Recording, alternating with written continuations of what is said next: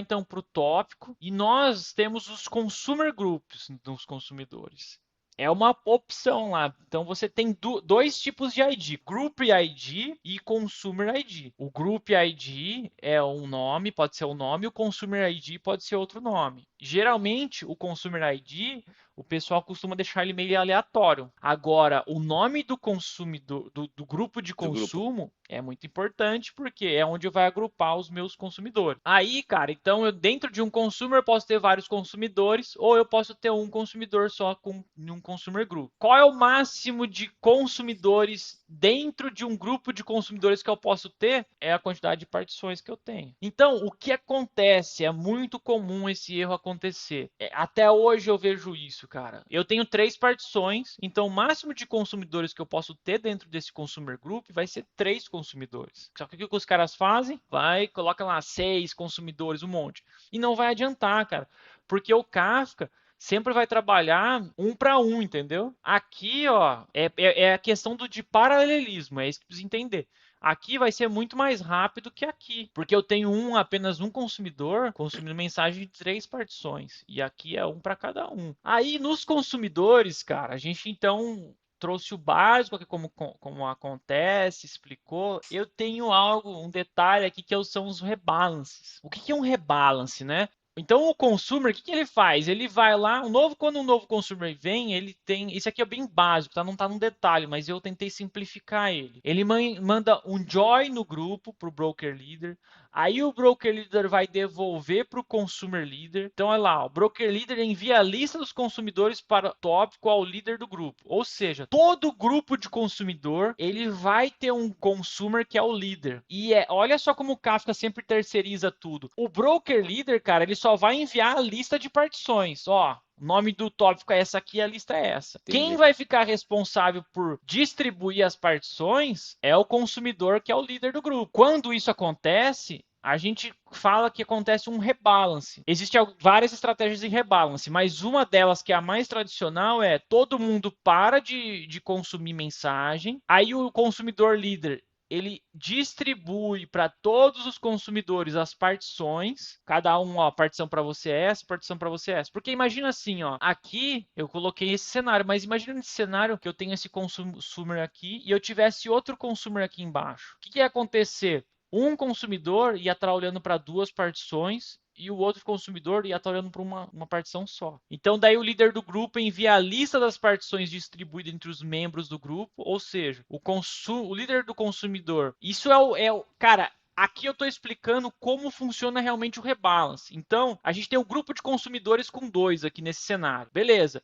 Aí o novo consumidor, ele vai enviar lá para o broker leader, né? Para o Kafka. Ó, entrei no grupo. Aí o broker leader vai devolver para o líder do consumidor aqui do grupo de consumidores, vai devolver para ele dizendo, olha, tá aqui a lista porque recebi uma requisição de um novo cara. Aí vai parar de consumir, ele vai redistribuir e aí o líder do grupo então vai enviar a lista das partições distribuídas entre os membros do grupo e aí o broker vai então dizer para cada um qual que é a partição que ele tem que pegar e Entendi. aonde, na verdade, ele vai enviar a lista das partições líderes. Porque pensa assim, para o Kafka, ele sempre trabalha com a partição líder. Então, o grupo de consumidor, os consumidores dentro de um grupo de consumidor, ele tem que saber quais são partições líderes e em qual broker está para ele ir lá e poder. É isso que funciona no rebalance e o rebalance acontece por quê? Então, tá aqui, ó. Quando acontece um rebalance, o consumidor vai ingressar ao grupo, ou seja, às vezes os caras fazem um novo deploy ou faz um scale up num pod. Quando você trabalha num ambiente com Kubernetes, por exemplo, que é uma arquitetura mais distribuída, você trabalha com pods ou microserviços, é muito comum o pessoal fazer o quê? Criar um consumidor e dentro desse consumidor, na verdade, o consumidor ele vai ser um pod. Então são microserviços. Você tem pequenos serviços e cada um desses representa um pod. Dentro do deploy você tem lá tantos pods. Então eu tenho um deploy com um pod só, que esse pod me representa um consumidor. E aí agora eu quero subir esse deploy para 2 pods. Então agora eu vou ter 2 consumidores no mesmo consumer group. Então se eu subir qualquer aplicação configuração com o mesmo grupo ID, ele vai entender que é um novo consumidor ingressando no grupo, entendeu? Nunca vai ficar uma partição manca, sabe? Sem ninguém consumindo. Ele sempre vai sofrer o rebalance. Entendi. Outra coisa que pode acontecer o rebalance também, se ele se desligar. E por que um consumidor pode se desligar do grupo? Existem alguns porquês. Pode ser que realmente o consumidor caiu, um scale down no pod, né? Mas pode acontecer isso aqui, ó. O máximo por intervalo foi excedido, ou o session timeout foi excedido. São configurações que às vezes você tem que olhar. Se ele demora muito para consumir uma mensagem, ele pode. O broker pode entender que aquele cara tá. Ele entende que o cara caiu, entendeu? Para o broker, se ele não recebe. E aí tem uma configuração de Heartbeat, por exemplo, que ele envia lá dizendo, ó, eu tô aqui ainda, sabe? Mas aí, tá, claro, tem o max pool interval, que é o tempo, o máximo que o pool que ele vai esperar, e o session timeout. Então, esses são os motivos que... e os outros motivos também, alteração no broker, pode acontecer, o broker pode cair, você aumentar o número de partições, por exemplo.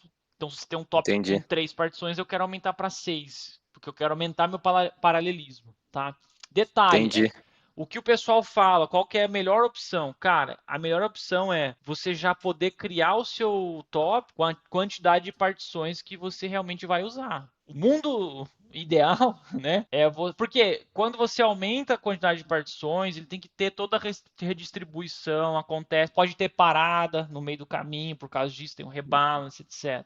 Acaba sendo custoso para o todo, entendeu? É normal, pode acontecer, acontece durante um ambiente produtivo, isso ocorre sim.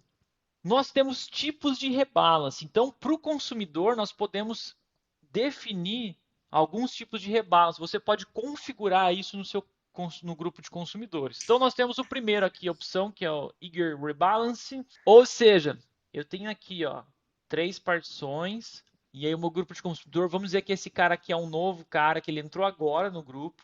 O que vai acontecer? Todo mundo vai parar de consumir e aí vai Hum, acontecer o processo de rebalance e depois todo mundo vai voltar a consumir de novo, entendeu? Então tem um entendi. tempo de downtime aqui. Geralmente é rápido esse tempo de downtime, é alguns segundos. Ou às vezes até menos, dependendo de como for. Não demora tanto, né? Em teoria não é para demorar tanto. Então esse é o tipo de estratégia que você pode utilizar para o seu rebalance. Aí você tem outra estratégia, rebalance cooperativo. No caso aqui, ó, eu tinha esse consumidor aqui, é ele quem estava com a partição 1 e a partição 3, entendeu? E aí o consumidor 1, ele entrou agora no grupo. O que vai acontecer?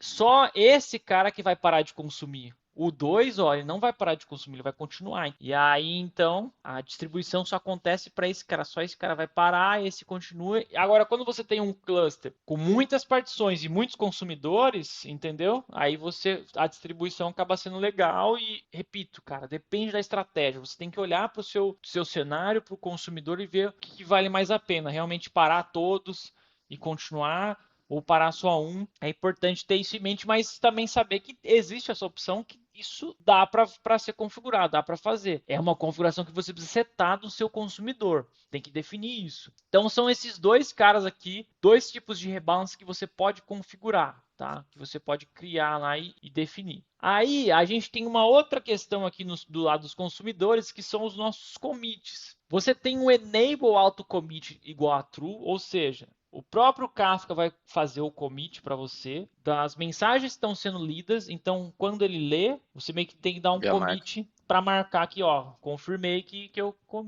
fiz. Mas aí você também tem a opção de um commit sync, um commit async, ou você pode usar os dois juntos, tá?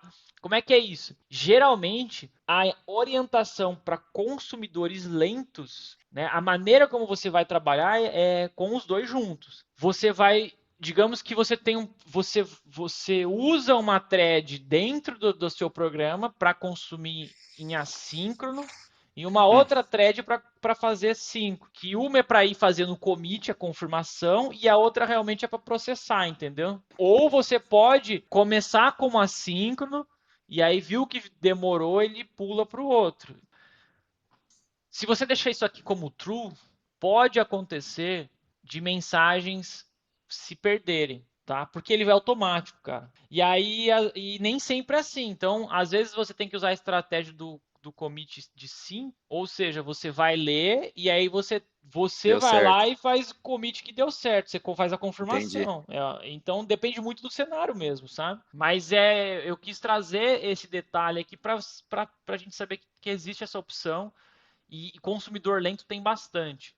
Às vezes é código mal escrito, na grande parte, né, Entendi. das vezes. Ou a arquitetura, a estratégia, a forma como está sendo feita, pode usar uma outra biblioteca, um outro cenário, etc. Enfim, aí são vários poréns aí. A opção de. Então eu falei os tipos de rebalance que pode ter. Sabendo dos tipos de rebalance, eu tenho essa opção aqui, ó, Partition Assign. Que é isso? Eu posso escolher se eu quero o rebalance ansioso, que é aquele que ele para todo mundo, ou aquele cooperativo. Eu tenho no Partition Assigner, eu tenho aqui o Road Robin, que então vai pegar todas as partições, vai atribuir cada uma para o consumidor, Round Robin e manda bala. Aí eu tenho a Stick Assigner, que vai garantir a atribuição e vai garantir o balanceamento ao máximo. Então eu tenho, sei lá, 10 partições e tenho 5 consumidores. Ele vai garantir que todo mundo tem o mesmo número de partições e vai tentar equilibrar certinho para todos, né? Eu tenho o cooperativo Stick Assigner, ou seja, ele usa essa estratégia, só que ele também habilita rebalance cooperativo. E aí eu tenho esse outro cara aqui que é o range, é a classe padrão. Ele vai atribuir para cada consumidor um subconjunto consecutivo de cada tópico que ele assina. Então, se eu tenho um consumidor que ele olha para vários tópicos, ele vai meio que tentar agrupar a mesma quantidade de tópicos, ou às vezes mesmo ID de tópicos para aqueles caras. Essa forma nem sempre fica legal. Cara, você tem que definir isso e a mais indicada é sempre esse cara, o stick aqui, ó. Mas a opinião é esse cara aqui, porque ele vai garantir que todos os consumidores vão estar muito bem distribuídos. O que é um cenário que acontece muito, cara? É eu ter um tópico com várias partições e aí eu tenho uma partição que foi tudo consumido e outra partição que ainda não foi tudo consumido. Esse Entendi. cenário pode ser o cenário aonde está mal distribuído as partições entre os consumidores. Eu posso ter consumidor olhando para mais partições do que os outros. Aí por isso que é interessante a gente Ah, tá. garantir uma boa distribuição. E aqui então, cara, aqui as configurações dos consumidores que eu quis destacar e trouxe aqui com trazer um pouco mais de ênfase. Então, de novo, esses caras aqui, ó, são o produtor mandou, então o produtor vai fazer o serialize, você tem que fazer Hum. o serialize. Do outro lado, tem que olhar para o tópico, bootstrap server e é isso. E aí eu tenho as configurações adicionais. Tem várias outras configurações, não são só essas. Eu tenho o Group ID, o Client ID, que são os nomes que eu comentei. O Heartbeat, o intervalo, né, Ah, que tá. está falando que eu estou vivo. O Enable Auto Commit, para a gente fazer o Enable Auto Commit. Session Timeout, Auto Offset Reset. O que é isso, cara? Essa configuração você pode definir se quando o consumidor ele começar a consumir uma mensagem do tópico, que ponto que ele vai começar a consumir? Ele vai começar a consumir do início do offset, ou seja, do offset zero do tópico, ou ele vai começar do ponto que ele iniciou, entendeu? É diferente. Então eu posso Entendi. ser o mais antigo ou o mais novo.